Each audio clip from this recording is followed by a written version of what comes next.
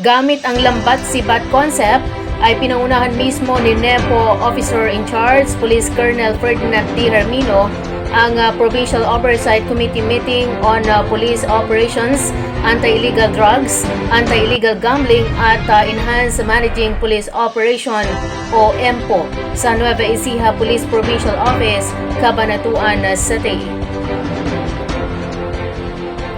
Ang pulong ay dinuluhan ng staff officers at halos lahat ng Chief of Police o COP ng 27 bayan at 5 lungsod sa Nueva Ecija.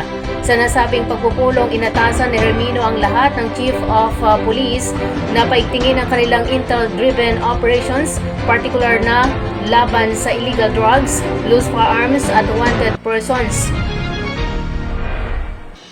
Layuning ma-maximize ang anti-criminality deployment ng mga tauhan, binigyan din niya ang kahalagahan ng pagkakaroon ng mga accomplishments na lubos na makakaapekto sa peace and order situation sa kanilang area of responsibility.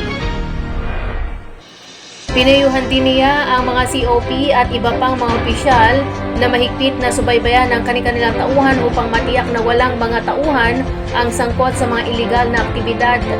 Ipinahayag din ni Hermino na sa panahon ng kanyang panunungkulan ay higit pang pagbutihin ang serbisyo ng pulisya.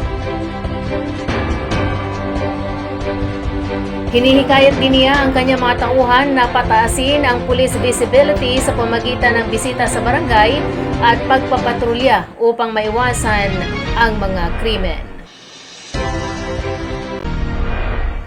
Wala pang ilang oras ay nalutas agad ng pulisya ang isang kaso ng pamamaril na nagugat sa isang road rage na naganap sa bayan ng Rizal, Nueva Ecija.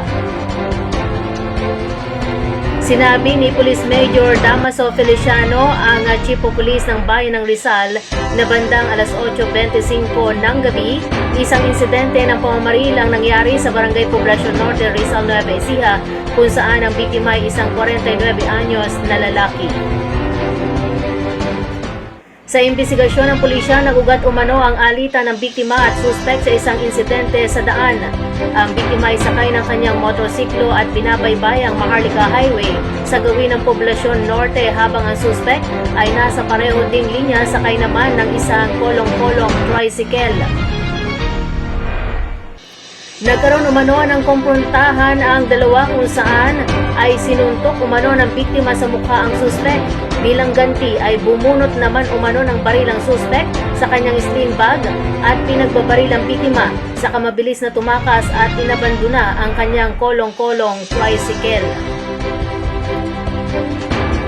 Kaagad naman nagsagawa ng hot pursuit operation ang mga elemento ng Rizal Municipal Police Station na nagresulta sa pagkakaresto sa 38 anyos na suspect sa Barangay Poblacion Centro sa bayan pa rin ng Rizal.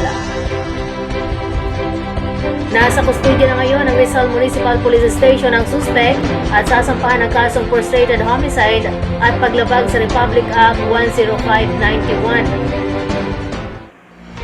Naunang napaulat na nagpapagaling na ang biktima sa isang ospital, subalit nabatid kahapon na binawian din ito ng buhay batay sa post ng kanyang anak sa kanyang Facebook account.